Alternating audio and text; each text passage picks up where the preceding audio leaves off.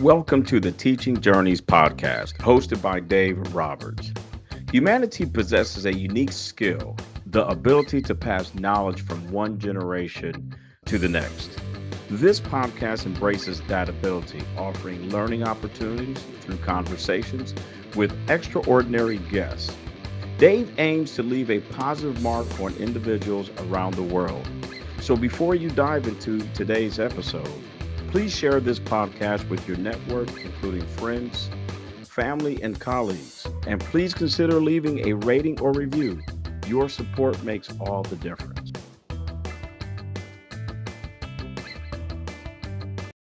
Hi, everyone, and welcome to another episode of the Teaching Journeys podcast. I'm your host, Dave Roberts, and today it is my pleasure to have as my guest Stephanie Carmody. With more than 2 decades of experience in brand and celebrity public relations across New York, Boston, and Los Angeles, Stephanie Carmody has carved out a career defined by creativity, connection, and heart. From orchestrating red carpet events like the Country Music Association Awards and the Daytime Emmys, to managing multi-million-dollar campaigns for global brands such as Procter & Gamble, her professional journey has been anything but ordinary. Stephanie's work in PR placed her alongside some of the most recognized names in entertainment and media: Kevin Hart, John Legend, Martha Stewart, and Tim Gunn among them. Yet her true gift lies in elevating stories with authenticity and grace.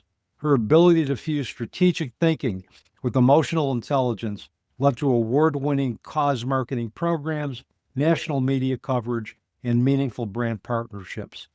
Today, Stephanie continues to blend passion with purpose in her latest venture, Second Act Sessions, a bi-weekly lifestyle podcast dedicated to exploring life's bold reinventions. After navigating a major life transition, Stephanie dives headfirst into her next chapter, unfiltered and wide open.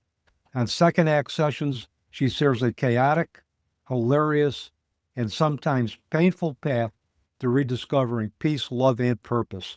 And Stephanie, with that, welcome to the Teaching Journeys podcast. It's a pleasure having you on the program today. Oh, thanks so much, Dave. Thank you for having me. It's great to see you again. It's great to see you too. I was a guest on your wonderful podcast, Second Act Sessions, and we had a great conversation. And we were introduced by your Tony Lynch, who is the founder of the Global Grief Network and also has his own podcast, Grief, Let's Talk About It.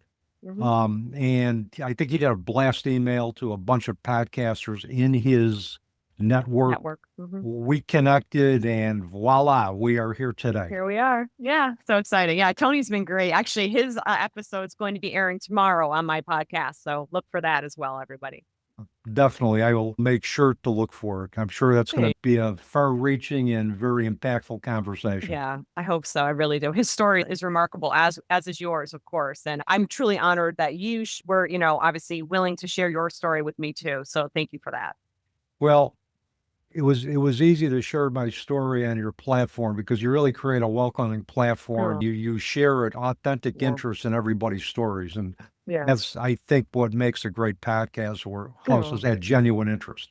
Thanks. It is really, I keep saying how much I love doing podcasting because I love learning about people and what makes them tick and how they navigated any trials or tribulations. And in your case, certainly a lot of grief, as have I. And so I think it's just part of it helps me in my healing as well, in my journey. So I love sharing everyone else's stories, not just mine. Well, and I think we get inspired by each other's stories. I mean, we learn something from everybody.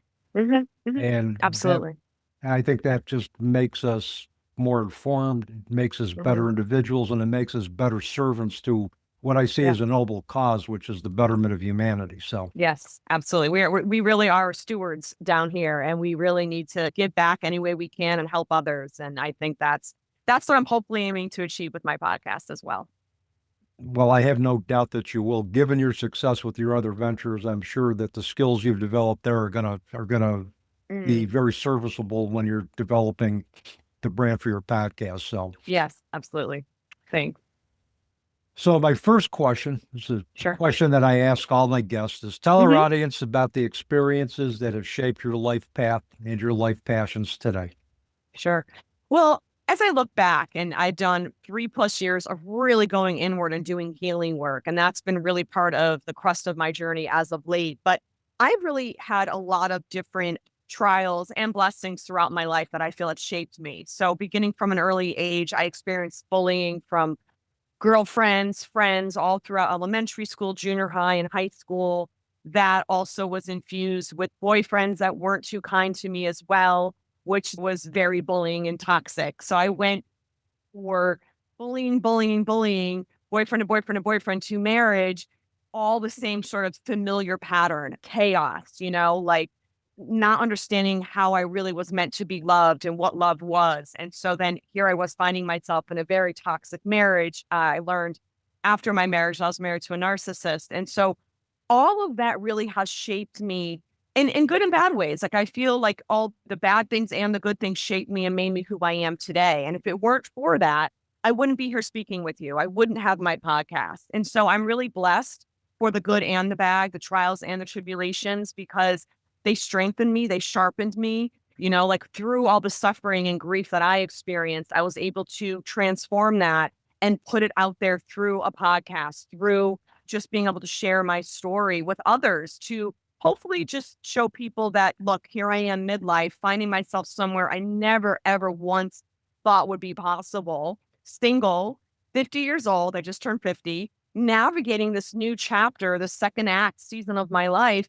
And I'm doing it certainly trying to be unafraid, but I have moments of doubt and fear like everybody else does. I'm just human. But for me, it's all about persevering and keep going, keep getting up each day, putting one foot in front of the other and just not quitting, not giving up, and really carving out a life that I want for myself now, instead of kind of being more in the passenger seat of life, maybe how I was for the majority of my life. Now I'm really in the driver's seat and I'm taking that steering wheel and I am navigating my second act. And that has been so amazing. It's been another blessing. It's exciting. Every day I wake up and I'm excited for what the day is going to hold. And this doesn't come without a lot of healing that I've done to get over the trauma, the abuse, the grief that I've suffered. And it's not just bullying. I dealt with infertility issues. I dealt with obviously the abuse in my marriage. I dealt with friends that are still have like very narcissistic tendencies that I've dealt with even as an adult. And so all of that really has culminated in my purpose and really finding that peace, love, and purpose in my life for myself and being able to pass that on to my listeners and viewers. What has been my driving force, and of course, God has been at the center of all of it. Most recently, the past 3.5 years, and I was certainly got further away from God during my marriage. It is what it is, but it doesn't matter because God never leaves. Draw near to God, He will draw near to you. And so I'm very thankful that I was able to, through all of this and through my healing, reconnect to my faith. And that has been such a grounding force for me. And certainly, been helpful in my journey. Stephanie, that is quite a nutshell of a story. A lot of things to unpack with that. The first thing, beyond the emotionally abusive and narcissistic relationship you found yourself in, was infertility loss. And this is something that I believe does not get acknowledged enough.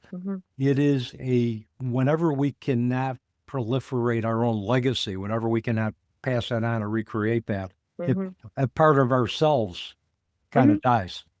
Yeah. And so I wanted to take that moment to acknowledge that because it doesn't get acknowledged enough.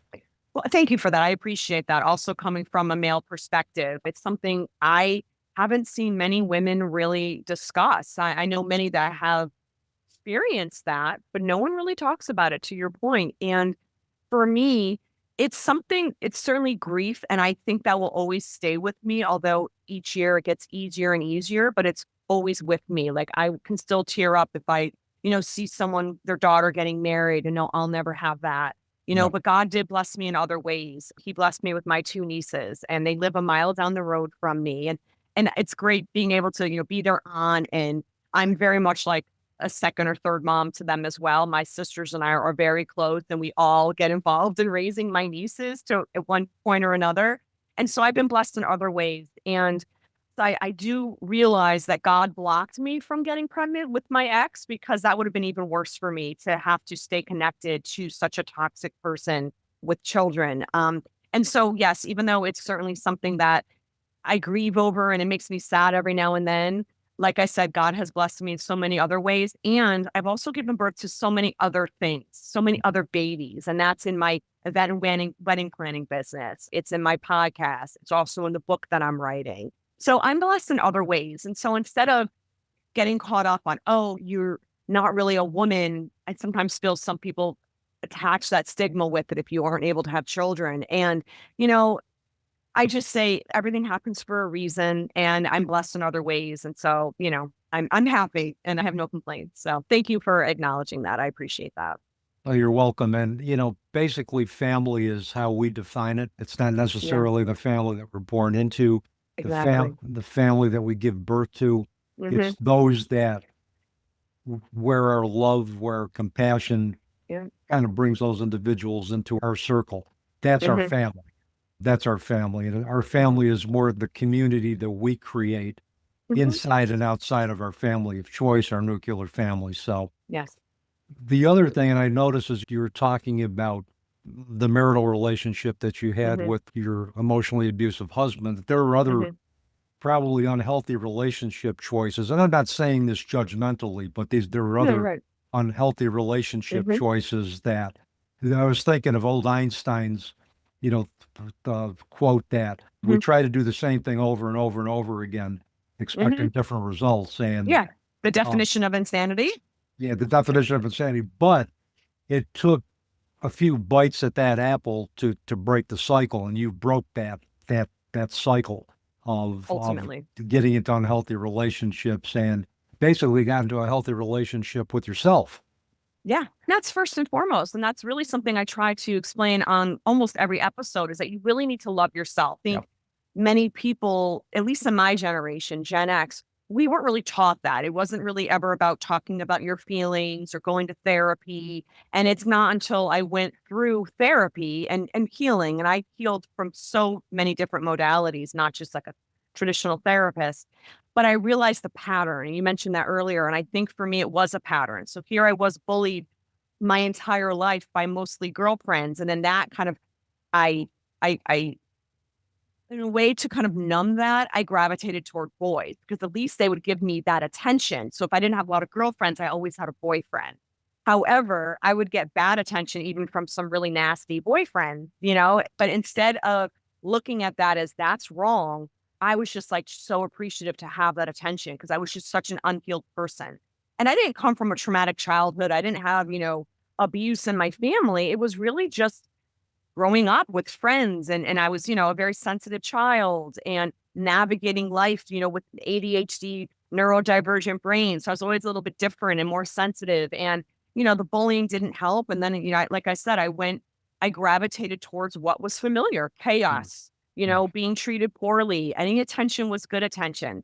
And it didn't create any peace in my life. It was just familiar. And I know now that you gravitate towards what is familiar. So for me, it was bullying, and I married a bully.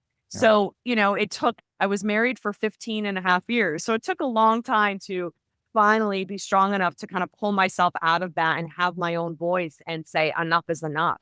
And that's really what I hope to share with anyone else who's going through, whether it's a friendship or relationship. You really need to start with knowing yourself, going inward, knowing what your boundaries are, what makes you tick, what's important to you, what you will and will not compromise on. And I think having a strong faith is very important. And I grew Yes. up in the church, but I got very distracted by this world, by work, by society, by social media, even. And then even with my ex, my husband, it was all about him. There was no time for me. I had to cater to his needs.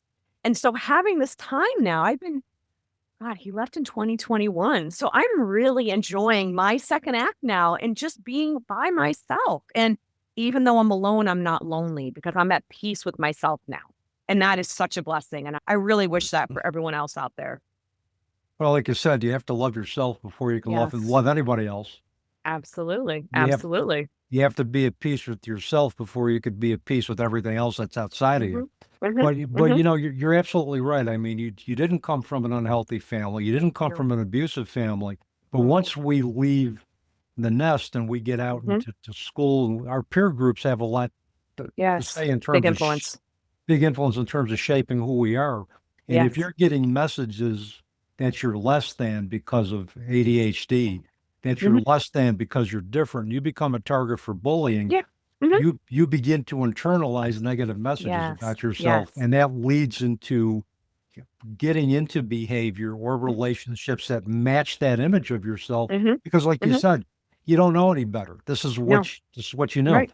Right. I also realized I'm in writing my book right now that I really just shrunk myself. I would shrink myself to, I didn't want to be different. I didn't want to be signaled out. I'm left-handed. I didn't want to use the left-handed scissors. Don't give me the left-handed desk either. I didn't want to be different than I already felt I Yeah. was.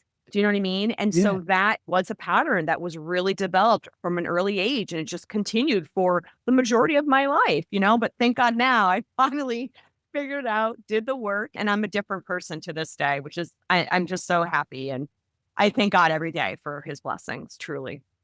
Yeah, and I think faith in whether it's God, whether it's Mhm. a deity associated with Mhm. another religion, or just a higher Mhm. power in general, that Yeah, is so key to us moving forward through it challenging is. times. And, Absolutely. and as an aside, I didn't know you were left-handed. I'm left-handed. Yes, I am. So that means I think when you're left-handed, you're more right brain. You Yes. think differently. So I've always thought differently. I see things differently. I notice every little thing in any room. I can notice if someone changed like a nail polish color. Like I notice everything. It's exhausting. And also I call it my little superpower as well. Because there's nothing wrong with me. I'm just created differently. Yeah, and I'm left-handed too, so Oh, yay. Hello, uh, fellow lefty. I I'll, love it. me We're too. called And southpaws, I've heard. It's called that's southpaw. southpaws, and I've also heard the standard joke is that left-handers aren't in their right mind, but you know, I've heard that joke as well. We are right-minded though, so um, I and think yeah, naturally. yeah, I think difference great. I Yeah, me think too. conventional wisdom, I've said this before, doesn't cut it in most Nope. situations anymore. Nope. It's creativity. It's Yeah. individuals who are those kind of rule breakers in a good way, where Yes. they're creating new traditions. Those are the Yes. people that you're gonna grow the most from. Now Absolutely. you've mentioned your book twice. Okay. So Sorry. so no, that no, that's a cue to use my active listening skills to ask you a question that we hadn't talked about previously. So I'm going to ask you, tell me about the book you're working on. Sure. What's your target for publication date? What it's about? Is it a memoir? Is it self-help? Give us a sneak peek. It's definitely a memoir with some self help infused throughout. It's really about my journey from childhood to now, how I got here. It's, going to be covered all about peace, love, and purpose and what that means in each phase of my life and how I've gotten there. And really, it's all about sharing my story to help others, to show them that I may have gone to hell and back, but I'm still standing and you can too. There's so many people my age. We're finding ourselves midlife. I see it all over TikTok. And I really feel people are struggling with, whoa, I just woke up, I'm divorced, or now I'm an empty nester, or you know what, I hate this job. I need something new. What do I do? How am I finding myself here? And I really feel like there's a niche market for me to really capitalize on midlife and second acts because I certainly struggle with it and I'm navigating it. So I know there's so many more of people like myself that could use just maybe some inspiration and some Yeah. positivity to show them that A, you're not alone. B, you can get through anything. And this is how I did it. And these are some of the lessons I learned. And I just want to share my journey. So I'm in the process of writing it now. I'm aiming definitely to have it out by the end of this year. I brought on an amazing book editor. She's awesome. And she's been so like just positive and encouraging because, I'm not a writer. And I was told years ago in one of my PR firms by one of my bosses, oh, you're not really the greatest writer. That limiting belief stuck with me my entire life until about 3 years ago. Like, I just never thought I was a good writer, and I was in public relations, and I had to write pitches and press releases. This is well before ChatGPT, mind you. And I know I'm a good writer, but I just didn't believe that because I was told that Yeah. one time that I wasn't. Isn't it amazing how something like that can just get ingrained in your mind and you just Mhm. latch onto it? It's a truth when it was not true at all. So that has been really also healing for me and cathartic in a lot of ways. And I'm writing my own book and I love doing it. And who would have ever thought that I, of all people, would be writing? But here I am. And again, it just goes to show we can do anything in this life, no matter what your age, no matter what your demographic, no matter what you're going through. I think it's all about just taking a chance and putting yourself out there because you only live once.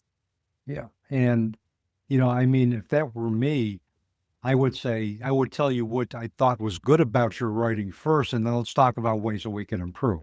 Exactly. Exactly. It's all about the delivery, right? Well, it is, but I mean, there's always something that you can take, even from the worst piece of writing that you've ever seen. You could still say, I Absolutely. could still tell a student, the content was great, but we need to clean up how you deliver the content. Because not only is it about content, it's about style, but it's just, again, it's like you said, it's in terms of the delivery, but it's also how we hmm frame it. Let's talk about what you hmm did well before we talk about opportunities for improvement. Right. Right. Exactly. Right. Positive reinforcement. Let's start there instead of bashing people down and crushing their spirit in a lot of ways. Because that happened to me so much throughout my life. And that's just one example. So, but yeah, I'm actively working on my book and I'm excited about it. Do you have a working title for it yet? I do. It's entitled Peace, Love, and Purpose. I like it. I call it my ode to eat, pray, love. So that's a working title. So we'll see if it sticks. It may evolve into something else, but that has been something that I feel like God has pressed upon my heart in the past 3.5 years of healing, is that I just wanted to find peace in my home initially, Mm. peace within myself, peace within my life, peace, having calmness with not the abuse. And then love. Love was really finding love for myself. And then how does that transform into helping others? And then purpose is throughout my healing, God always had put on my heart, you need to do a podcast. And I wasn't ready because I'm the person who doesn't even love listening to podcasts. So it's ironic that I have a podcast. Because of my ADHD, I can't just listen to things. Sometimes it's easier for me to watch it. It's like on YouTube. Yeah. Maybe driving a car, but I usually love to listen to music. But that was part of my purpose, was really now sharing my story and helping others and really being an inspiration to show people that your life isn't over. Your second act has just begun. And that's part of what's going to be captured in the book. Well, the other thing I like about the book is that it sounds like you're taking a very proactive approach or encouraging your readers to take a proactive approach. Because Mhm. if you look at it, there's always going to be a second act, there's going to be a third act. Absolutely. I mean, I was talking to my students in my family stress and coping class today. We were talking about developmental tasks that families go through, and they have to negotiate, middle age. They have to negotiate parenthood. They have to negotiate having children. So there's Mhm. always, what tools or resources do you need to be able to successfully navigate Mhm. those transitions, and particularly the tools that for families under stress experience who need to navigate those transitions. Right. So Exactly. I think anytime we can be proactive rather than reactive in terms Mhm. of times of chaos is a Mhm. better approach. And I Right. think it sounds like, from the way your book is outlined, that it's going to give individuals an opportunity to be proactive as they It is. transition to multiple chapters of their lives.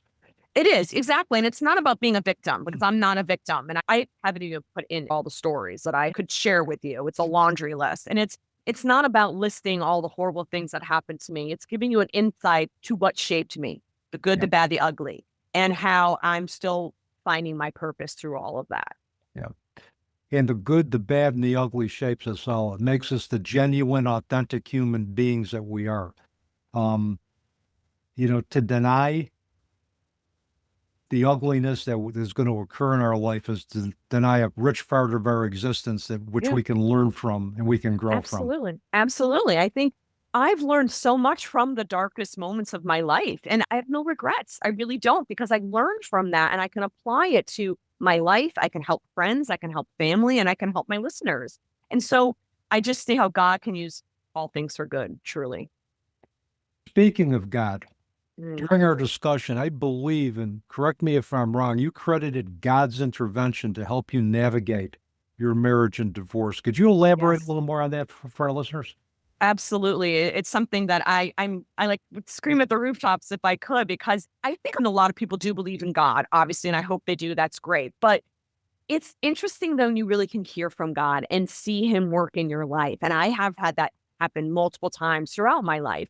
But specifically with the end of my marriage, it had gotten really bad in 2021, like very bad. It was as low as I have ever felt in my life in that relationship. And I remember coming back from a trip that we had taken with my parents, and I got on my hands and knees bawling. I said, I can't do this, Lord. I said, I am done. I've tried everything. Now, mind you, this has been years of therapy off and on, like I've done the work. I tried to be the dutiful wife. I tried to not make it, just move, like accept it and just kind of swallow it down, which I couldn't do anymore. And it was coming out in my body. And I said, God, I can't do this anymore. I said, thy will be done. You handle it. Whatever's meant to be, I will handle. Whether you fix this marriage, great. If not, remove it. I said, because I don't think I'm strong enough to leave and I don't know what to do. With a narcissist, they strip you down of your identity, they isolate you, they make you completely dependent upon them. So you are a shell of a person. He had broken my spirit to the point where I had a suicidal thought one day. I would never act on it, but that's how low and depressed I had gotten. And like I said, I got on my hands and knees. Wouldn't you know, 2 weeks later, literally 2 weeks later, my ex came to me. We had a conversation. He's like, I'm leaving. I don't know how to make you happy. I want a divorce. Bye. Peace out. I was like, okay. I was shocked, don't get me wrong, but I wasn't fighting for the marriage any longer because I knew this was divinely orchestrated and God heard my prayer. And to this day, I mean, I even did something recently where I was like, God, I don't hear you. Am I doing this right? Is this the path you want for me? Some days I feel like I don't even know what I'm doing with all this. Navigating a podcast is so new and so foreign. And Lord, please, I just need to hear from you. I kid you not, Dave. That night and the entire next day, what did I get? Message upon message on social, in my emails. Random friends were reaching out, being, hey, I saw your episode. I want to say it's amazing. You're doing such a great job. Another woman that I interviewed, her subject line of her email said, keep going. And she was so like, I just watched this episode and I want you to know I experienced that too. You're doing a great job. Keep going. Keep it up. And I was like, oh, God, thank you. You are so good. So he not only delivered me from evil, truly, with my marriage, but he also helps up and shows up when I ask him saying, I need help. I need guidance. I need to hear from you. And he speaks to me in different ways. He speaks to me through music. He'll speak to me through social media. He'll speak to me through friends or an email. I even had a random post on my social media page. Some person I don't know said, oh, I love your podcast. You take such great detail and care in selecting your guests. Keep going. And I was like, okay, I got my validation. Thank you, Lord. And that was just so beautiful. So yeah, God has really been so instrumental and he's really drawn me back closer to him now that I'm on my own and I'm not distracted by the world and my ex and things of that nature. And he's really just blessed me. And I'm not going to say every day's easy. I'm sitting here with back pain right now. My shoulder pain's aching. And I just feel like that might be my cross to bear, my health issues. But I'm so happy and I'm carefree and I'm optimistic about the future. And I know I'm never alone. Even though if I'm physically alone without a partner, I'm not lonely and I'm not alone. And that's such a vast difference from my marriage when here I was married and I was the loneliest person you had ever met. It was just so depressing. And so now I'm just so happy. And I just want to share that joy in my book, through my podcast. Yeah, God has been truly instrumental. And I think we all need faith in our life. Whatever you want to believe, whatever, you believe in, I don't judge. I just will say you need some faith in your life because that's the only thing that I found that really helps me. Yeah, and I think that's the other key is that, and one of the things that I tell my students is that what you believe is what you believe. If you're faith-based, if you're interfaith, if you simply believe in a higher power, it doesn't matter as long as that is something that gives you comfort, that gives you joy.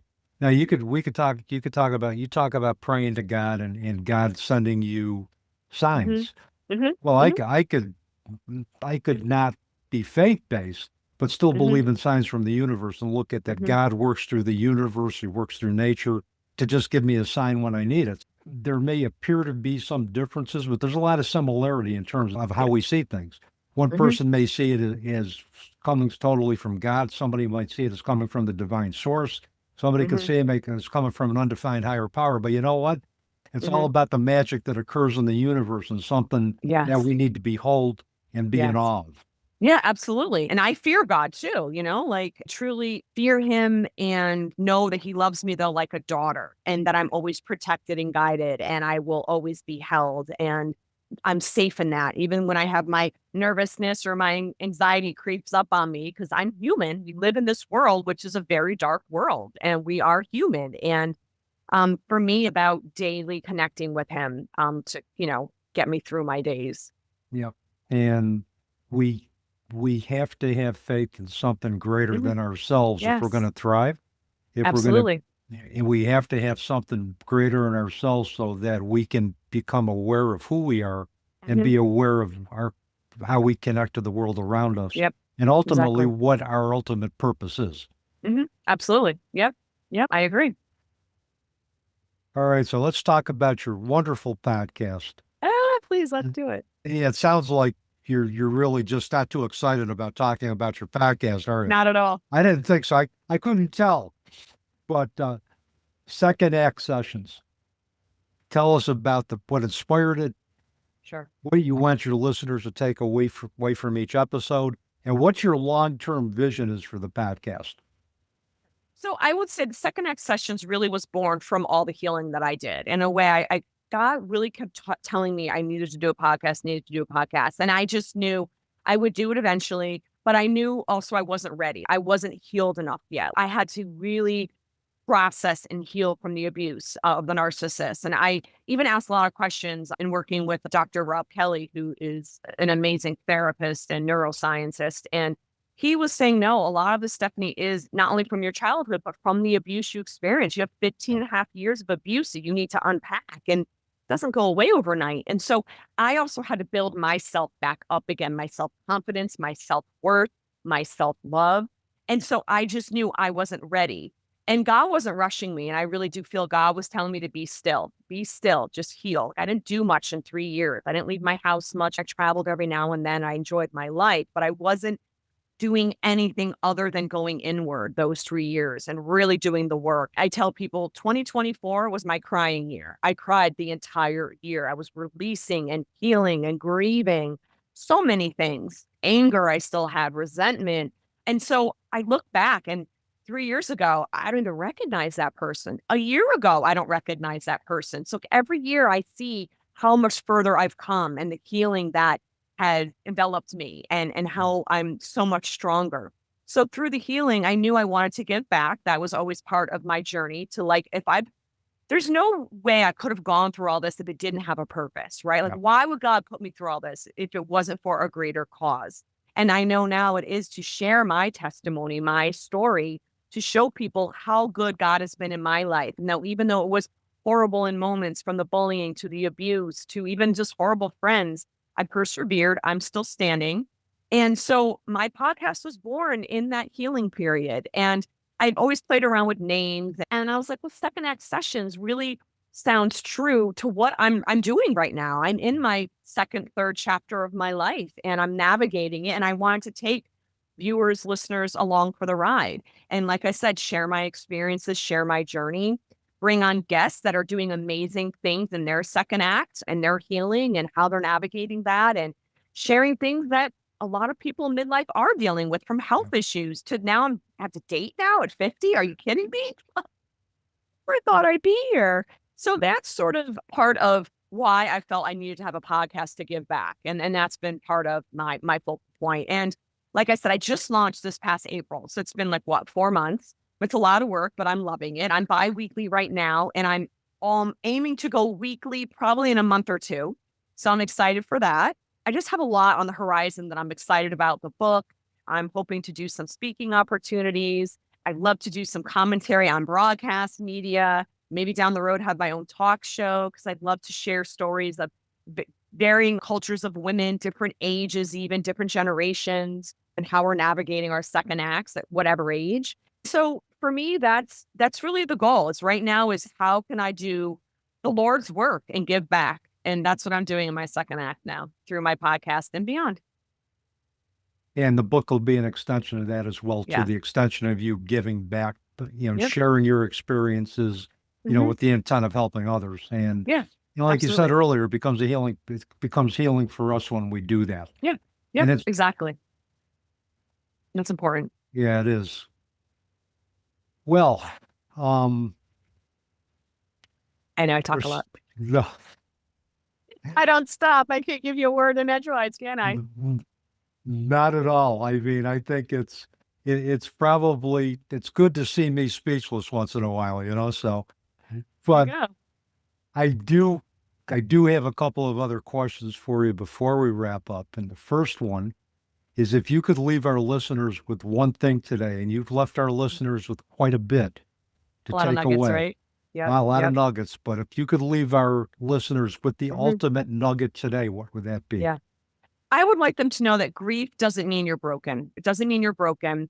It really means that you're still healing. Then you have a future and a purpose, and that's okay. I would say don't rush into the process of it all. Like, be patient with yourself, be kind with yourself, take the time to get to know yourself, and really trust that God can really turn your pain into purpose.